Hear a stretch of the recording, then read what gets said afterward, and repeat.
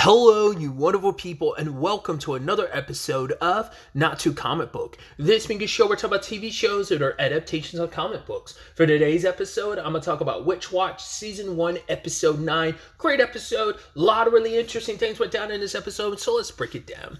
So I didn't realize it until this episode, and in retrospect, and looking back at episode 8, it has a similar thing where it's like, this show in general has a very slice of life nature to it, but especially that shines even more so through in those episodes that are multi-segmented. I actually don't know what the proper titling would be for shows that have that. Like, once again, this is like an episode that has 3 segments to it. So, but the thing I was talking about is like last episode and this episode have a connective through line, whereas everything else is very much just like like I said, slice of life-ish, where it's just kind of like its own thing. But like this episode in particular, and like I said, last episode, it has a narrative thread of like where one segment ends, you immediately trail into the next one, and then the next one. I feel like we haven't. Maybe if I did go back, I'd probably notice like, no, some of those did have that, but for the most part, they seem like just isolated things. This one had like one ends and it goes straight into the beginning of the other one. There's like a narrative through line, interestingly enough. But either way, this episode in particular, we start off with Kara, who wants to repair like this note that was accidentally shredded.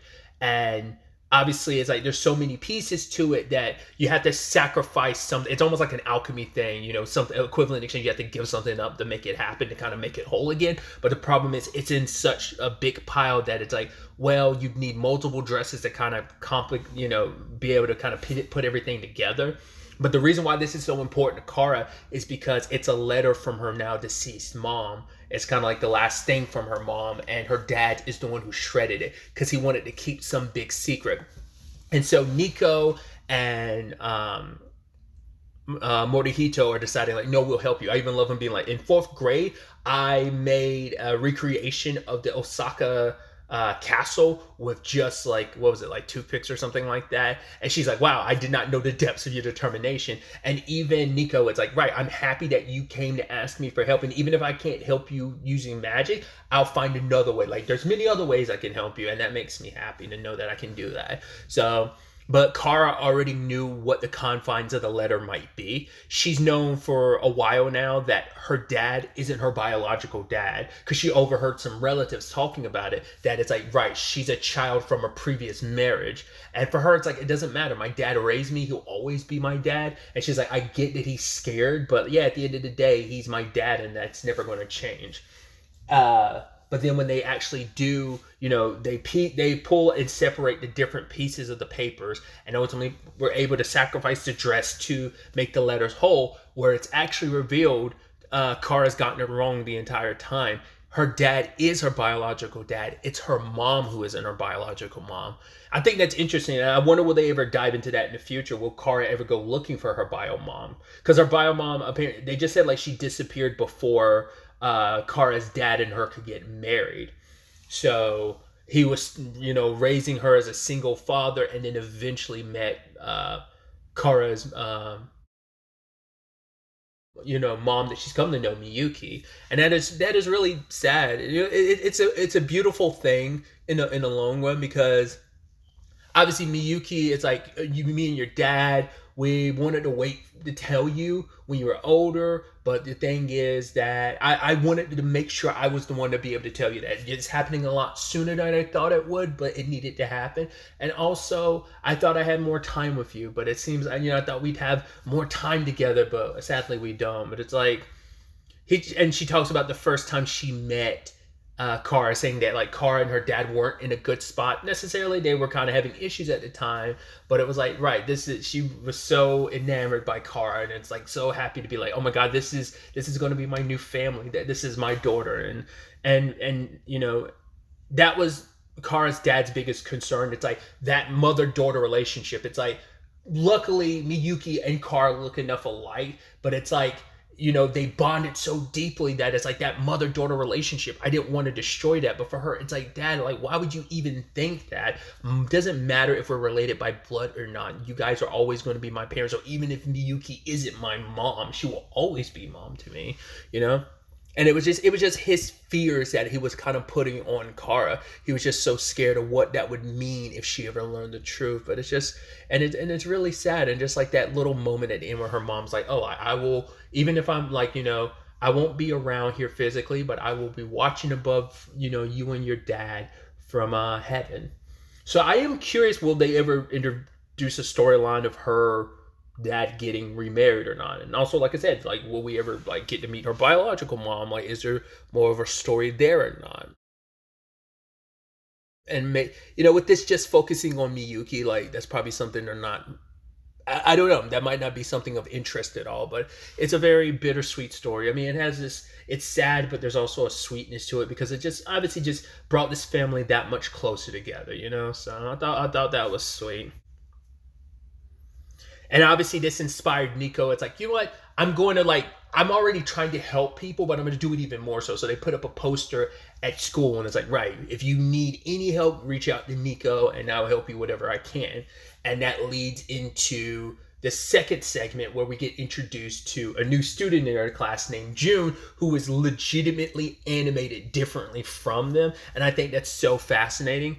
There's a video game that's kind of like that where you can clearly see like the main characters are animated by a certain person and then like the NPCs are animated by someone else completely different. I'm trying to think of what it is. It was definitely a JRPG and I just can't remember what it was off the top of my head. I'm sure it's happened in other places, but there was like a very stark example of it and I just can't think of it off the top of my head. But yeah, and it's a joke that I don't quite get. It's the general thing is the way he talks, and I guess it's just like maybe in the English dub they kind of give you a really good. Once again, it's probably one of those things where it's like it doesn't translate unless you get the inside joke. But it's like I get that it's just right. He's animated differently and he talks weird. But it turns out that he wanted to have his manner of speech fixed because he wants to ask out a girl because it's like, oh, there's this girl he really likes he sees all the time when he's going to school and she dropped her pen and he wants to kind of give it back to her, but he doesn't know how to really start the conversation because he wants to like use this as a jump off point to ask her to like go to the movies with him or whatever. So, and correct me if I'm wrong, but the same school that the girl he likes, isn't that the same school that witch girl goes to? Because I don't know if like we saw someone that it looked like that might have been her, but it was like from far away and you couldn't really see the character's face. It was like very like background detail where like they're in the distance, so you couldn't really make it out. So that's at first when I saw that one of those characters, I was like, is that her? But they never made any connection, so like I don't think it was, or maybe it was someone that looks similar. But I thought it was the witch character because we know she goes to a different school than our main protagonist. So. But I also thought this was an interesting, and I think this is probably these episodes also kind of, well, these two segments in particular were just kind of like, whereas like Nico and Morihito, like yes, there was a magic solution for like the letter situation by they ultimately fixed it, but initially they were working on it just by hand, and it's like even if I can't use magic, we'll find another way to help you. And in this case, Nico decided not to use magic on June to help him with his speech because for her it's like you should, you being you, like that's how you should approach this situation because I don't want to change something about you because the way you speak is because of like he's like my dad's a teacher, maybe a middle school teacher or just a teacher in general, and it's like he has all these like I think it's like English textbooks around and it's like it's informed for like the way he talks. So and because of that it's like it's a very unique thing to you and so you shouldn't have to like I don't want to use magic to change something about you that is kind of fundamentally you. It's a unique thing about you and you should kind of use that uniqueness to your advantage and talk to this person to be honestly and sincerely you. And then he approaches her and it turns out she's the exact same way. They both kind of hit it off and immediately become boyfriend and girlfriend, which is very sweet. And so he ends up giving away the movie tickets to the group, and I love that Keigo and Connor immediately like, oh well, we don't want it. It's just to force Morihito and Nico to go. And so I even love her being so excited and her animation style changing at the end too, when she's excited to go to the movies. But then we move into the third segment of the episode where it's about Morihito's lack of expression and him being hard to read, and Nico being so concerned about it. She's almost like, I think she even said like, "Yo, the last time she saw him so like with any real expressions was back in the fourth grade." To be fair, they hadn't seen each other in years and stuff, so it's like, okay, in that time frame, he's hard to read. It's hard to say what he's thinking or what he's feeling, and so Khan and Keigo were coming from the perspective of like, yeah, you need to like focus on, observing him more to kind of understand him better rather than kind of worrying about like other elements of this quote unquote date. Because it's also like, yeah, he says it so casually, like, oh, you want to go to the movies, but like for Nico, the implications of it being a date was just kind of like, whoa. But I'm sure for Morihito, it probably didn't cross his mind that it might be a date. Because even he's still, I think, figuring out what Nico means to him. Because like we had that segment like a couple episodes back where it was just the entire episode was about like Nico's feelings about Morihito and not knowing how he sees her and stuff like that, right? But either way, they end up going to, well, before all this, like Khan and Keigo were talking about like, oh, we were playing poker with Nico, but we didn't invite you because you have such a stoic face. It's very expressionless that we didn't think it'd be kind of fair to bring you. He's like, okay, I totally get that. Because he's like, yeah, if you'd asked me, I probably would have turned you down. He's like, but he kind of sadly is like, still, it would have been nice if you still, offered to invite me. And Khan's kind of like, it's kind of crazy that the only time you really recognize his expression is for one, when he's very pouty or when he's angry and stuff. But it makes, Morihito, because I guess he's never really noticed it because he's never been in a situation where people have brought that up. Because he's been very like, he hasn't really been around people. He hasn't really had a lot of long friendships. Having friends and people around him has always been like has always kind of been his kryptonite, so he's always kind of been by himself, so he's never had to like really fully reflect on that.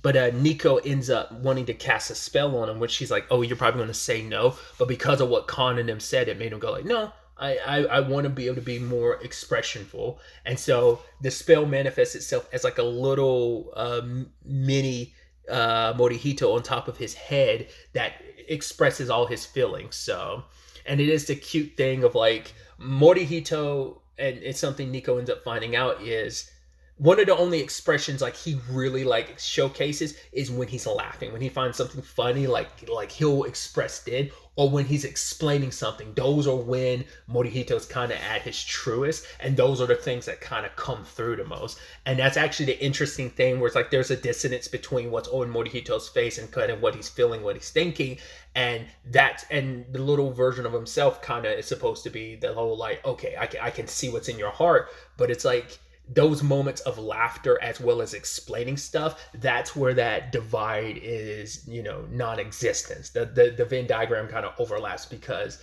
both sides kind of meet each other equally only in that time frame.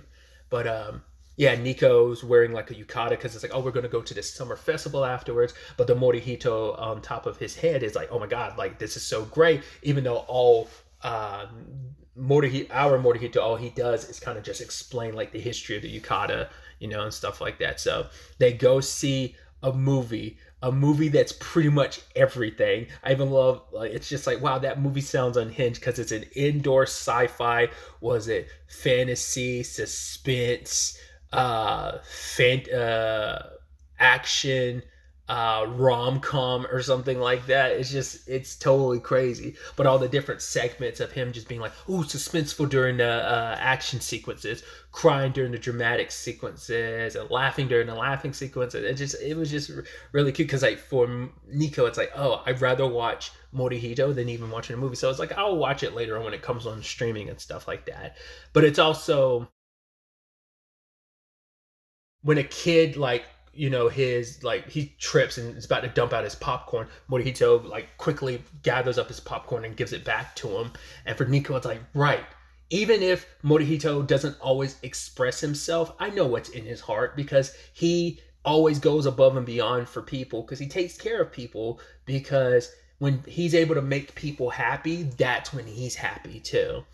And so they go to the festival and they're having fun, and it just makes her realize that even more. It's like, right, I don't have to always like it, this was kind of a nice reminder for her that like I know who you are. You might not always be able to express how you're feeling, but I know what's in your heart. It may not always be like on the outward like for everyone to see, but I can see who you are, because Morihito says that for him it's a byproduct of, for one, that's naturally just how his personality is, just to be very stoic and bury his feelings, but even more so because he's like, when it comes to fighting, it's like you can't let your opponent read you, and so because of that training and stuff, he buried his feelings even deeper, and so it's just become a habit of his that it's just ingrained in him now that it's hard to kind of break that. But he does let Nico know, but it's like, but I've changed. I've come to realize how much I've changed since you've come back into my life. And he's just like, yeah, I've never really had a lot of friends, and I've kind of, I like being by myself, and that quiet is fine and everything. But my life has gotten a lot more like loud and chaotic, and I'm perfectly fine with that because he's gained so much from all of this. He's gained a lot of friends, and he's kind of been able to connect with people more in a way he hasn't before. And just like that moment of, Nico decided like, I don't need this spell anymore because I do know what's in your heart. Even though I've kind of second guessed myself before now, but I know what's in your heart. And so just that final like shot of like the fireworks going off, him turning towards her and smiling. So it's like, yeah, it's that stoic face is slowly breaking away because he's becoming more able to express himself a lot more. So I thought that was just a really cute way to end things off. It almost did seem like he was probably a little annoyed because I think he did enjoy the time he spent alone with Nico, because it's like, oh, Khan and Kigo are like, yo, let's meet up, because they're also at the summer festival too, and you could tell like Morihito's like, he even says like, it's probably going to be more troublesome, but hey, let's go have fun, because he expressed like beforehand like being around Nico and everything that they've done, like just in general, has been more fun. But even just this summer festival in general has been a lot more fun. So yeah, just a cute episode all around. I'm very excited to see where the next episode ends up taking us going forward with all of this. But really, that's all I wanted to talk about. Till the next time we meet, be happy, be safe, live life to the fullest, and enjoy it. Good day and goodbye.